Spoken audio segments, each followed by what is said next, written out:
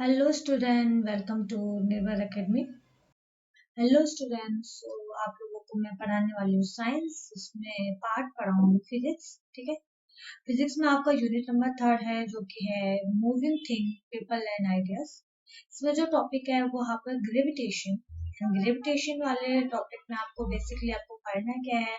First part आपका gravitation, second आएगा universal law of gravitation, third आएगा force of gravitation of the earth. ठीक है।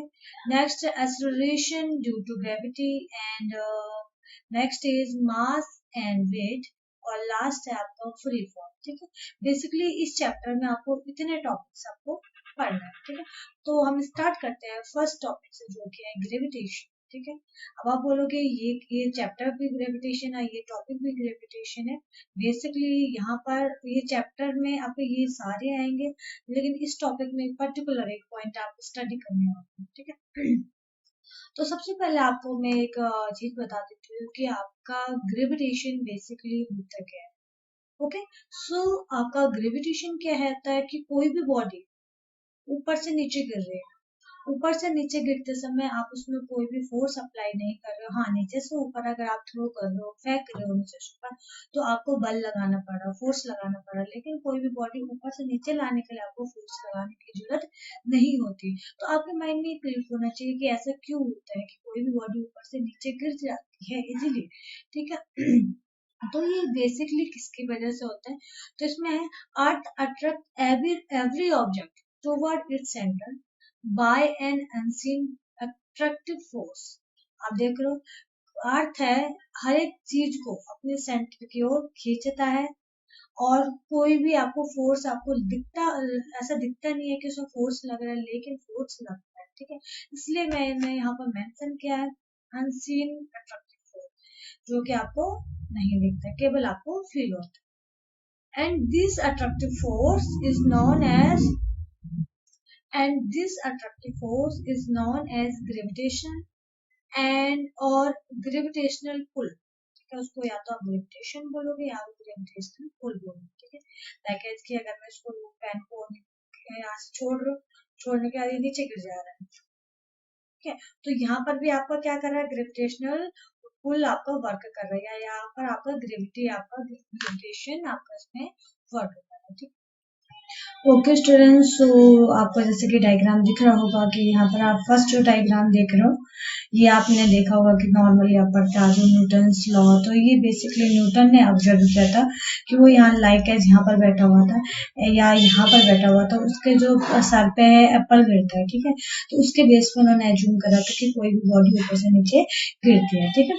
सेकंड आप ये एग्जांपल देख रहे हो कि आप बच्चे हो, जैसे आप लोग भी गेम खेलते होंगे, तो ये भी दो बच्चे हैं, गेम खेल रहे हैं, ये बॉल को ऊपर फेंक रहे हैं, फिर वो उसको नीचे कैच कर रहे हैं। तो इसका मतलब ये कि आपका इसमें ग्रेविटेशन काम कर रहा है। तीसरा ये एक मूवी है ग्रेविटेशन वाला, जिसमें कि आपका स्पेस में चले जाते हैं, वहां पर वो दिखाते हैं कि किस तरीके से अर्थ से बाहर ग्रेविटेशन आपका काम नहीं करता है। जैसे कि वो बहुत तरीके की डिफिकल्टी फील करते हैं, लाइक कि अगर उनको खाना खाना है, पानी पीना है, तो इजीली चीज नहीं ले पाता। उसके लिए उन्हें पूरा पाइप फिटिंग करना पड़ता है, जिसकी वजह से उनकी बॉडी में खाना और पानी जाता है, अदरवाइज वो फ्लोट करता है। क्यों? क्योंकि अगर आपका बॉडी के अंदर या आपका जैसे अर्थ में अगर आपका ग्रेविटेशन नहीं होगा, तो कोई भी बॉडी नीचे की ओर नहीं आती है। बॉडी क्या है, आप हर जगह फ्लोट करने लगता है। तो फिर कैसे सिचुएशन आती है। सो बेसिकली हमारे अर्थ में ये फैसिलिटी है कि यहाँ पर ग्रेविटेशन वर्क करता है। ठीक है। तो ये जो ग्रेविटेशन मूवी का बनाया हुआ है।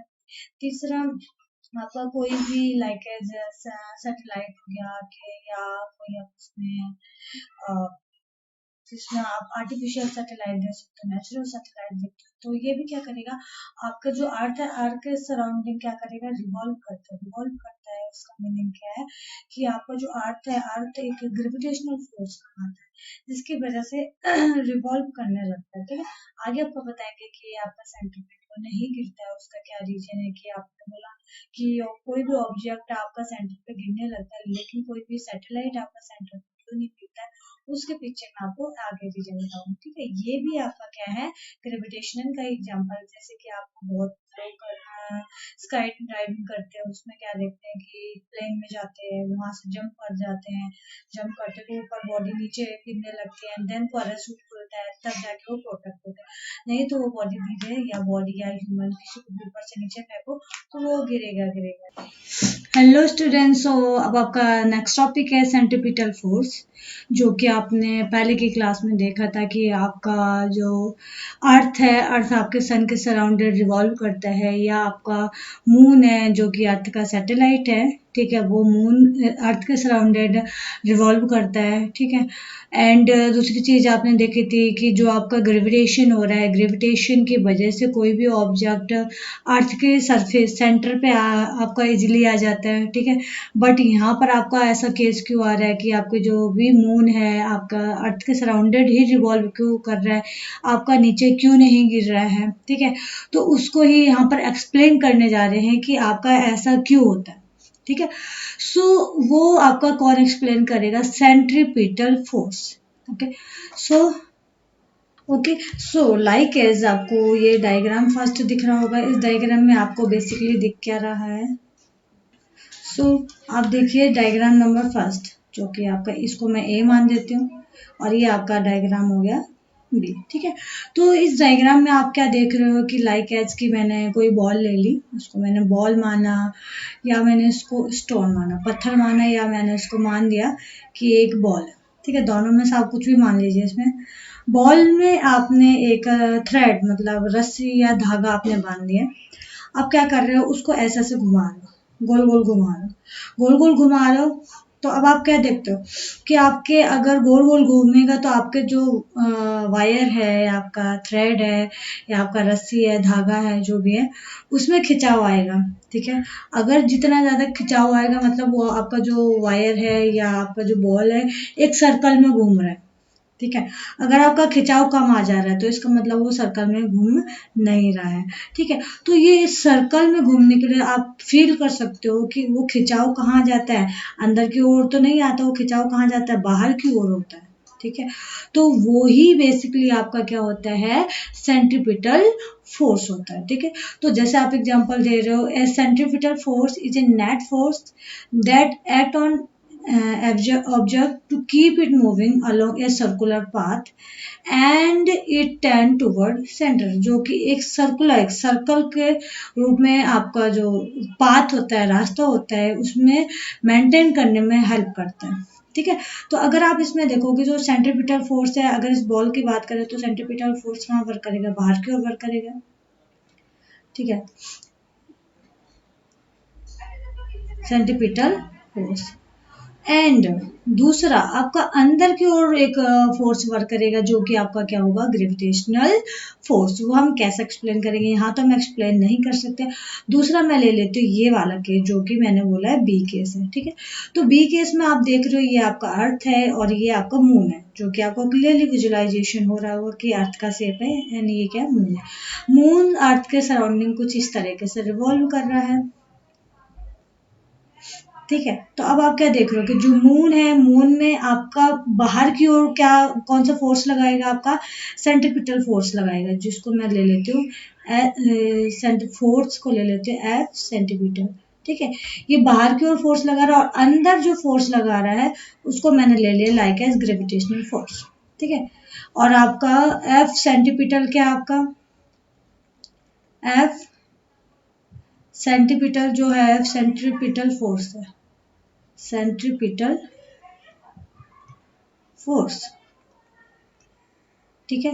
एन एफ जी क्या, आपका ग्रेविटेशनल फोर्स। ये अभी आपको क्लियरली समझ में नहीं आएगा, बट अभी आपको नेक्स्ट टॉपिक में भी समझ में आ जाएगा कि ग्रेविटेशनल फोर्स क्या है। बेसिकली आप उस चीज़ से समझिए कि कोई भी ऑब्जेक्ट आपका अर्थ के सरफेस पे आना। सो स्टूडेंट, हम देख रहे हैं कि इस पे आपके दो फोर्स लग रहे हैं, centripetal force and gravitational force. अब आप एग्जांपल ले सकते हो कि लाइक एज की मैं ये पेन को एक इधर भी खींचो और इधर भी खींचो, दोनों में अगर इक्वल अमाउंट में अगर मैं फोर्स लगाऊंगी तो वो क्या हो जाएगा, आपका स्टेबल हो जाएगा। तो सिमिलरली यहाँ पर भी क्या होगा, ये एक स्टेबल हो जाएगा, लेकिन ये आपका एक सर्कुलर मोशन जरूर लेगा, ठीक है। तो इसकी वजह से आपका जो मून होता है अर्थ में नहीं गिरता है, just because of centripetal force and gravitational force, ठीक है। आई होप आप लोगों को ये टॉपिक समझ में आ गया होगा, मोस्ट इम्पॉर्टेंट टॉपिक है। एंड कुछ भी प्रॉब्लम होगी तो आप लोग चैट बॉक्स में मैसेज ड्रॉप कर सकते हो। हेलो स्टूडेंट्स, तो अब आपका नेक्स्ट टॉपिक है जो कि बहुत ज्यादा इम्पोर्टेंट है, वो है यूनिवर्सल लॉ ऑफ ग्रेविटेशन, ठीक है। जो कि आप ऑलरेडी आपको बता चुके हैं ग्रेविटेशनल फोर्स के बारे में कि लाइक एज आपका मून, और अर्थ के केस पर यह था कि मून कैसे आपका अर्थ के सराउंड अर्थ के चारों ओर घूम रहा था, ठीक है। तो आप देख सकते हो कि जो फोर्स है, फोर्स के लिए आपका कम से कम दो या दो से ज्यादा आपका बॉडी होना चाहिए, ठीक है, या मास होना चाहिए, ठीक है। तो यहाँ पर मैंने केस ले लिया कि दो मास है, लाइक एज इसको मैंने आपका इसको ले लिया आपने, लाइक एज M1 को ले लिया अर्थ का मास, मास में द्रव्यमान, इसका आपने M1 ले लिया अर्थ का मास, और ये ले लिया M2 मून चंद्रमा का मास ले लिया, ठीक है। अब देखिए, अब आप देख रहे हो कि दोनों के बीच में आपका फोर्स लग रहा है, ठीक है। जो फोर्स है, फोर्स को मैं रिप्रेजेंट कर लेती हूँ आपका F, and most important point कि दोनों मासेस के बीच में, दोनों बॉडी के बीच में, लाइक मून और अर्थ के बीच में कुछ आपका डिस्टेंस होना चाहिए, ठीक है। आप ये नहीं देखते कि मून आपका धरती पे जमीन पे पड़ा हुआ है एंड देन उस पर फोर्स लग रहा है, तो ऑब्वियसली वहां पर आपका ये चीजें वर्कआउट नहीं करेगा। आपका जो मून है कुछ ना कुछ आपका डिस्टेंस पे होना चाहिए, आर्थिक डिस्टेंस पे होना चाहिए, ठीक है। तो अब इन दोनों के बीच में हमें क्या निकालना है, फोर्स को कैलकुलेट करना है। आपने बोला कि फोर्स दोनों किस पे डिपेंड करेगा, दोनों मास पर, कौन से मास है आपका M1 M2, ठीक है, ये दोनों मास पे डिपेंड करेगा। फोर्स उनके बीच का डिस्टेंस पे भी डिपेंड करेगा, तो 1/d² का मीनिंग क्या है आपका, कि 1/d², डी क्या आपका नीचे है, तो जैसे जैसे डी की वैल्यू बढ़ेगी वैसे वैसे एफ की वैल्यू घटेगी, नीचे का मतलब ये होता है। और जैसे जैसे डी की वैल्यू कम होगी, एफ की वैल्यू क्या होगा, उसमें बढ़ेगी, ठीक है। एंड फाइनली जो फोर्स है, फोर्स किस पे डिपेंड कर रहा है, M1 M2 upon d²। I hope आपको समझ में आ गया कि फोर्स फाइनली इस पे डिपेंड कर रहा है। अब आपको ये टर्म दिख रहा होगा, ये आपका क्या है, प्रोपोर्शनल। प्रोपोर्शनल प्रोपोर्शनल का मीनिंग क्या होता है कि मतलब डिपेंड कर रहा है। प्रोपोर्शनल का मीनिंग क्या है, डिपेंड कर रहा है कि इसकी वजह से फोर्स लग रही है, ठीक है, इसलिए यहाँ पे मैंने प्रोपोर्शनल टर्म यूज किया। एंड प्रोपोर्शनल किसी न किसी वैल्यू के साथ चेंज हो जाता है, लाइक प्रोपोर्शनल क्यों यूज करते हैं, कि सपोज कि आपका प्रोपोर्शनल किसी भी कांस्टेंट वैल्यू क्या होता है, 1 2 3 ऐसे समथिंग में आपका अगर कन्वर्ट हो रहा है, तो यहाँ पर मैं प्रोपोर्शनल को यूज कर सकती हूँ। अब मैं यहाँ प्रोपोर्शनल को लेकर हटा देती हूँ, कैसे हटेगा, F इज इक्वल, यहाँ पर आएगा G M1 M2 upon d², okay. सो ये आपका फॉर्मूला बन गया भाई फोर्स का।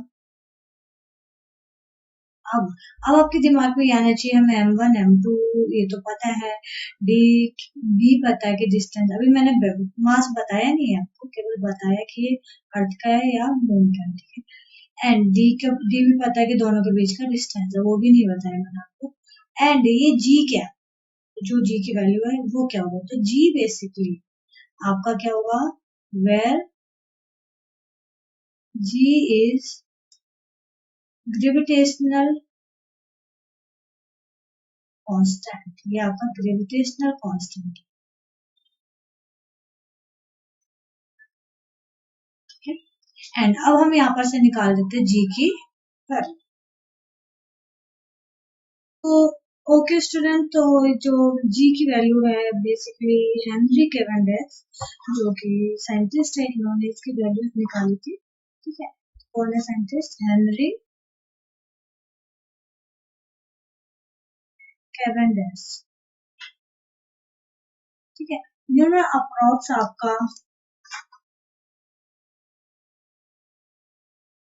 1810 में ये जो वैल्यू कैलकुलेट करी थी, जिसमें हमने एज्यूम करा था एक मास ऑफ द अर्थ और दूसरा हमने दिया था मास ऑफ द मून। ठीक है, एंड ये वैल्यू जो आपको निकाल के दिया था इन्होंने, वो वैल्यू दिया था आपका 6.67 into 10 to the power minus of 11। ठीक है, तो जो वैल्यू ऑफ जी आया था, value of G is equal to आया 6.67 इंटू 10 की पावर माइनस ऑफ 11। अभी मैं यहाँ पर यूनिट लिखूंगी क्योंकि मैं डायरेक्टली नहीं बताऊंगी, यहाँ से मैं कैलकुलेट करके बताऊंगी कि इसका यूनिट कितना है। ठीक है, फिलहाल आपको वैल्यू ऑफ जी ये याद रखना है। तो अब यहाँ पर हम कैलकुलेट कर लेते हैं value unit of G. Unit of G, G क्या आपका ग्रेविटेशनल कांस्टेंट। कैसे कैलकुलेट कर सकते हैं, आपको जो फॉर्मूला पता है वो फॉर्मूला पता है, F is equal to G m1 m2 upon d square.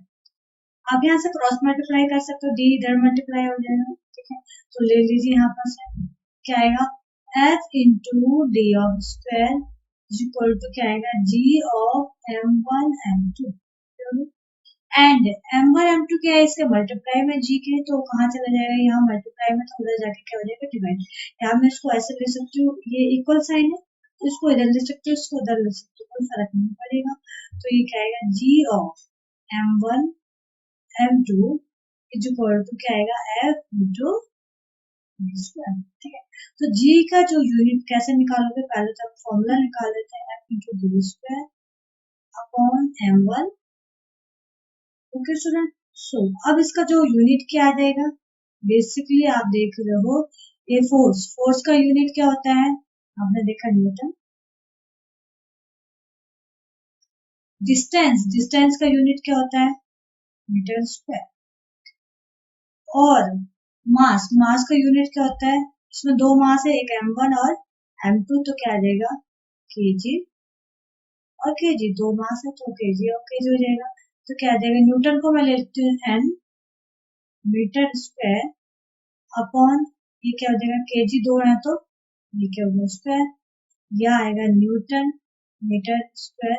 KG नीचे टू था, ऊपर जाके क्या हो जाएगा, केजी माइनस टू। तो यहाँ जो इसका यूनिट बनेगा, newton metre square kg minus two. तो अब यहाँ से आपकी वैल्यू कैलकुलेट कितनी हो गई, तो हो गई 6.67 जो 10 की power minus 11 newton metre square पर केजी स्क्वायर।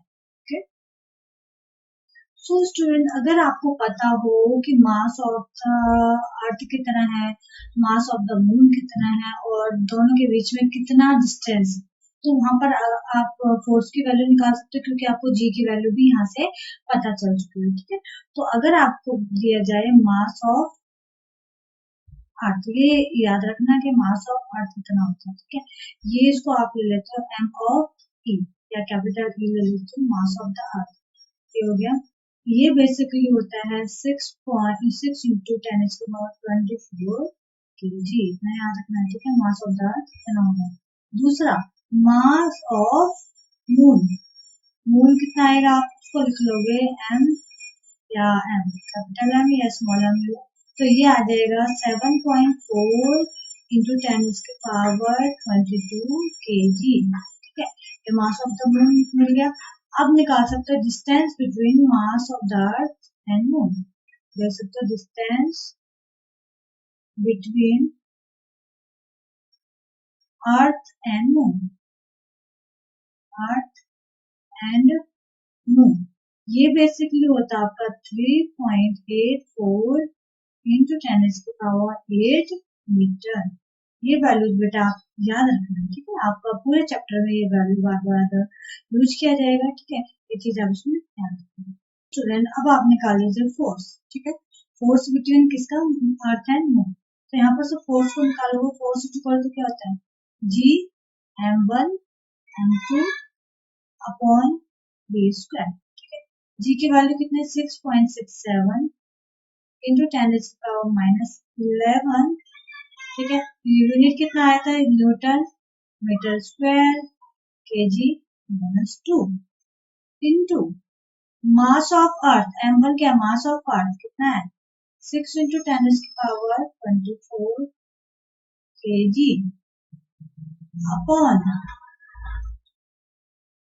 into आपका into भी यहाँ पर m2 क्या mass of the moon 7.4 into 10 is के पावर 22 kg ठीक ये हो गया अपॉन अपॉन में क्या है डी स्क्वायर ये वैल्यू क्या आपका डी है तो रख दीजिए 3.84 into 10 is पावर 8 मीटर का स्क्वायर ठीक है अब जैसे इसको सॉल्व करोगे कैसे सॉल्व करोगे 6.67 into 6 into 7.4 पहले इसको एक साथ ले लेंगे अब यहाँ पर देखिए -11 प्लस 24 प्लस 22 अब ले सकते हो 10 is power -11 plus 24 plus of 22 okay so upon ये क्या आ जाएगा 3.84 into 3.84 into ये क्या 8 है 8 प्लस 8 कितना है 16 और यहाँ ऊपर यूनिट क्या बचा है newton metre square kg square into kg यहाँ स्क्वायर क्या -2 था यहाँ क्या है इसका तो ये प्लस एक इसका था एक इसका था ट्वाइस हो गया और नीचे यूनिट क्या बच रहा आपका मीटर ओके स्टूडेंट सो जैसे ही आप इसको सॉल्व करोगे तो ये जो वैल्यू जाएगी ये टोटल वैल्यू जाएगी 296.145 ठीक है एंड ये जो सॉल्व करोगे -11 प्लस 24 प्लस 22 ये आएगा 10 एच की पावर 35 ठीक है यूनिट क्या आएगा ये आएगा -2 ये क्या है +2 तो -2 +2 क्या बचेगा आपका 0 तो यहाँ भी यूनिट क्या बचा केवल न्यूटन मीटर स्क्वायर बाकी ये आपका कैंसिल हो गया अपॉन ये जो वैल्यू आती है आपके कितना आएगा 14.7456 इंटू 10 एच की पावर 16 मीटर स्क्वायर से मीटर स्क्वायर कैंसिल तो अब जो वैल्यू आएगी ये आएगा 20.0836 इंटू 10 इसके पावर 35 ये था ये ऊपर चला गया तो ये कितना आएगा 10 इसका -16 क्योंकि इससे ये कैंसिल होके आपका ये आया 35 और -16 सो जैसे माइनस करोगे तो वैल्यू आ जाएगी 20.0836 इंटू 10 इसकी पावर 19 यूनिट क्या बच रहा था आपका केवल न्यूटन बचा क्या बचा न्यूटन या इसमें आप 2 इंटू 10 कर सकते हो इसका 10 कहाँ ले जा सकते हैं यहाँ ले जाइए तो कितना आएगा 2.00836 इंटू 10 इसकी पावर 920 न्यूटन ठीक है तो ये आपका निकल गया आपका फोर्स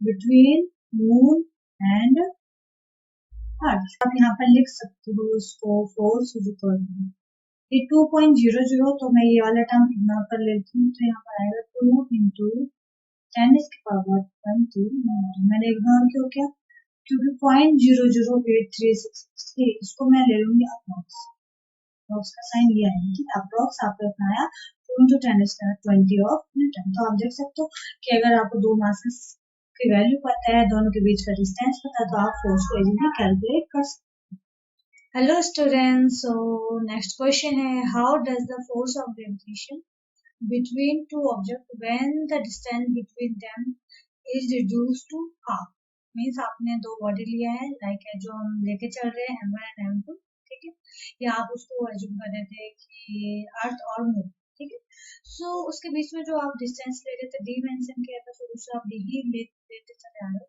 अब यहाँ पर जो डिस्टेंस लेना उसका हाफ कर देंगे ठीक है तो हाफ करने के बाद आपका फोर्स में कैसे चेंजेस आएगा जो कि ग्रेविटेशनल फोर्स है उसमें कैसे चेंजेस आएगा ठीक है तो आपने ले लिया suppose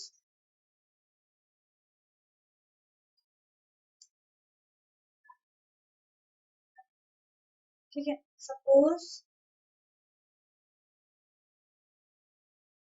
distance between to masses m1 and m2 are ठीक उसके बीच में आपका डिस्टेंस क्या दिया तो आप फोर्स निकाल लीजिए, फोर्स कितना रहेगा, उसको मान लिया मैंने F1 जब आपका डिस्टेंस आपका दी है, तो F1 इज इक्वल टू क्या आएगा, G of M1 M2 upon V square. इसको आपने मान लिया इक्वेशन फर्स्ट। ओके, अब आप डिस्टेंस को कर लीजिए आप हाफ, और मास मैंने क्या ले लिया, दोनों के दोनों सेम ले, तो आपने लिया suppose distance between to masses M1 and M2 are d by 2, अपना हाफ डिस्टेंस कर लो, ठीक है। तो अब इस केस में फोर्स आपने मान लिया F2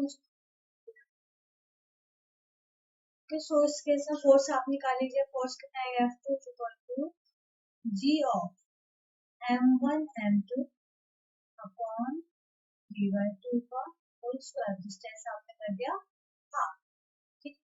अब इसको आपने मान लिया इक्वेशन सेकंड, या हम इसको ही सॉल्व कर लेते हैं, कैसे, G of M1 M2 upon d by 2 का होल स्क्वायर क्या आएगा, d स्क्वायर बाई 4, 2 का होल स्क्वायर क्या आएगा 4, या इसको लिख सकते हो G M1 M2 by 1 upon d square by 4। इसको क्यों लिखा, ब्रैकेट जैसे आपने कोई नंबर ले लिया 2, ठीक है, 2 को आप कैसे लिखते हो, 2 बाई 1 भी लिख सकते हो, कोई फर्क नहीं पड़ेगा। तो सिमिलरली मैंने G M1 M2 को ले लिया G M1 M2 बाई 1।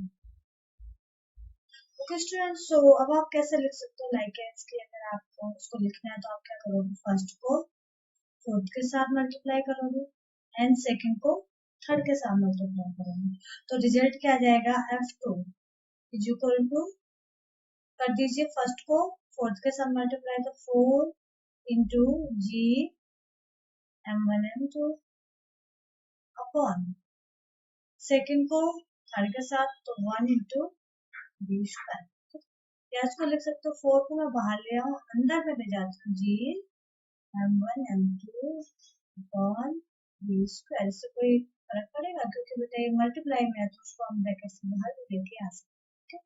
तो अब आप क्या देख रहे हैं, ये वाला जो रिजल्ट आया इतना, और यहाँ पर जो रिजल्ट था वो क्या था आपका, सेम था, तो इसकी जगह पे आप लिख सकते हो F1, तो यहाँ दे लीजिए F2 इक्वल टू 4 ऑफ 1, या आपको यहाँ F1 राइट साइड में मल्टीप्लाई में इधर जाके क्या हो जाएगा, डिवाइड में चला जाएगा, तो क्या आएगा F2 by 1 is equal to 4 by 1 भी दे सकते हो, या आप बोल सकते हो F1 F2 रेशियो F1, दोनों का रेशियो कितना आएगा, तो ये आएगा 4 रेशियो 1, या तो ये रिजल्ट निकालिए, या आप छोड़ दीजिए ये कि जो आपका दूसरा जो फोर्स आ रहा है पहले के कंपैरिजन क्या हो रहा है, 4 टाइम्स ज्यादा हो रहा है, और इससे क्या प्रूफ हो रहा है कि आपको मैंने पहले ही बताया था कि अगर दो बॉडी के बीच में, दो मासेस के बीच में डिस्टेंस अगर आप कम लेते हो तो फोर्स क्या लगेगा, ज्यादा लग जाएगा। तो अब आप देख सकते हो कि आपका क्या लग रहा है, फोर्स ज्यादा लग रहा है, या तो मैंने आपका डी हाफ कर दिया, उसके अलावा D/3 भी कर सकते हो, तो उस केस में आपका रिजल्ट क्या आ जाएगा, 9 ऑफ F1, अगर आप D/3 लोगे, या अगर आप लोगे D/4 तो यहाँ 16 ऑफ F1। ओके स्टूडेंट्स, तो अब हम इसमें नेक्स्ट लेके चलते हैं।